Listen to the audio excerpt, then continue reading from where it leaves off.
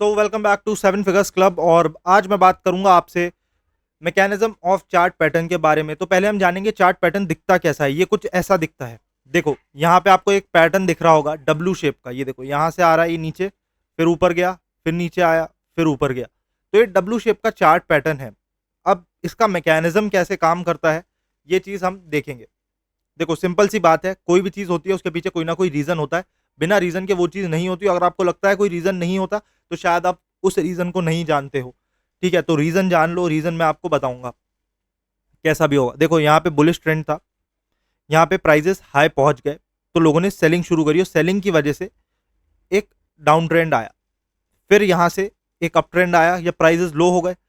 फिर प्राइस थोड़े हाई पहुंचे तो लोगों ने जो प्रॉफिट यहाँ पे निकाल चुके थे उन लोगों ने यहाँ पे भी निकाल लिया। उन्होंने कहा ठीक है ज़्यादा नहीं जा रहा, और उसका एक उसने एक नेकलाइन बना ली, एक बॉटम बना लिया कि इससे ऊपर प्राइस नहीं बढ़ पा रहा है। कॉज ऑफ मतलब बाइंग में प्रेशर कम रहा होगा, बाइंग की पोटेंशियल कम रही होगी। तो फिर से एक सेलिंग का ट्रेंड आया, और ये सेलिंग के ट्रेंड आने के बाद यहाँ से फिर से एक बाइंग का ट्रेंड आया। और जहाँ पे ये नेकलाइन जो कह रहे हैं ये ब्रेक हुई है, वहाँ से एक अप ट्रेंड बन जाएगा।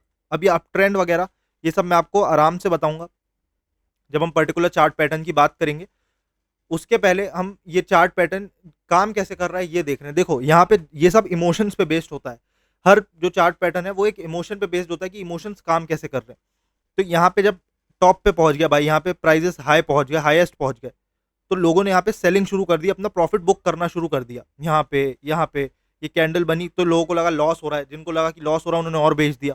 फिर जो अभी तक होल्ड करके बैठे थे उन्होंने और बेच दिया कि भाई अब तो और लॉस हो रहा है। और ऐसे कर करके नीचे आ गया, इसका जो रेंज थी वो नीचे आ गई। अब नीचे रेंज आ गई तो फिर से आपने इसको बाय कर लिया यहाँ पे कि इसका प्राइस बहुत कम था, लो प्राइस पे आ चुका था काफी, तो आपने इसको यहाँ पे बाय कर लिया। और ऐसा ही और लोगों ने भी करा कि चलो अब तो ये उठ जाएगा। और इसने इस कैंडल के बाद यहाँ पे इस सेकंड कैंडल पे कंफर्मेशन दी, और कंफर्मेशन देके थर्ड कैंडल पे एक्चुअली जो प्राइजेस थे वो बूस्ट अप हो गए थे। देखो बूस्ट कितना भयंकर बूस्ट है, हो गया था ना।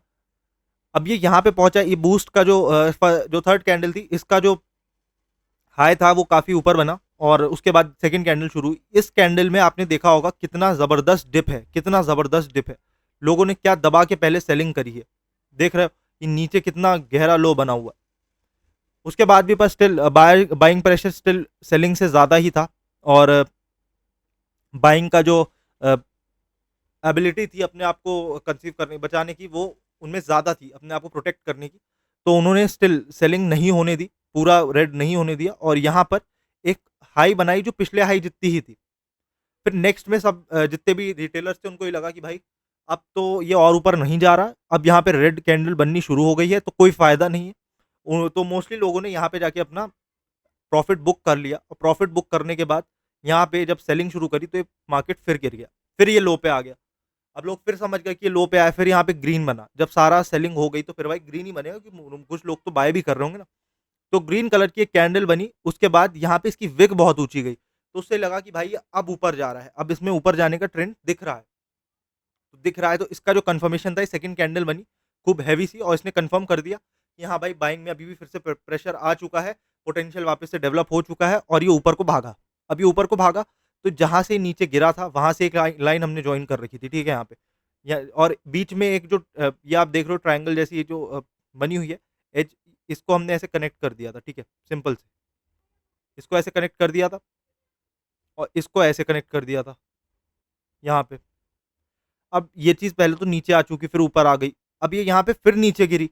तो आइदर या तो ये यहाँ पे अब आप देखोगे तो एक रेजिस्टेंस बन चुकी है, यहाँ पे एक रेजिस्टेंस बन चुकी है, और इस रेजिस्टेंस के बनने के बाद यहाँ पे इस रेजिस्टेंस को काफी अच्छा सपोर्ट मिल रहा है। सॉरी, नीचे एक सपोर्ट बन चुकी है और ऊपर एक रेजिस्टेंस बन चुकी है। यहाँ पे आप देखो, यहाँ पे एक सपोर्ट है, यहाँ पे और यहाँ पे एक रेजिस्टेंस है। ये रेजिस्टेंस एक बार टूट चुकी है, एक बार इसे नहीं तोड़ पाया है मार्केट।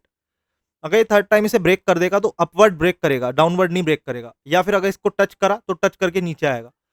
तो ऐसी कंडीशंस में हम रीटेस्ट यूज करते हैं कि ऊपर गया फिर नीचे आया फिर ऊपर जाएगा, तो हम इसको यहाँ से एंट्री ले लेंगे, ठीक है। बट इस केस में ऐसा दिख नहीं रहा है कि ऐसा कुछ हुआ है, वो ऊपर गया है उसके बाद थोड़ा तो नीचे आया है। अगर आप ट्रेंड लाइन इसकी मीट करवाओगे तो यहाँ पे इसने रीटेस्ट करा, अब ये ऊपर अप ट्रेंड पकड़ लेगा। अगर अभी अप ट्रेंड नहीं पकड़ता तो ये नीचे को ही गिर जाता, इसको तोड़ता और सीधे नीचे जाता, ठीक है। तो बेसिकली ऐसे चार्ट पैटर्न्स जो होते हैं वो काम करते हैं। अब मिलता हूँ मैं आपसे अगले वीडियो में, वहाँ पे हम कुछ और बातें करेंगे चार्ट पैटर्न्स के बारे में। तब तक के लिए bye bye and take care.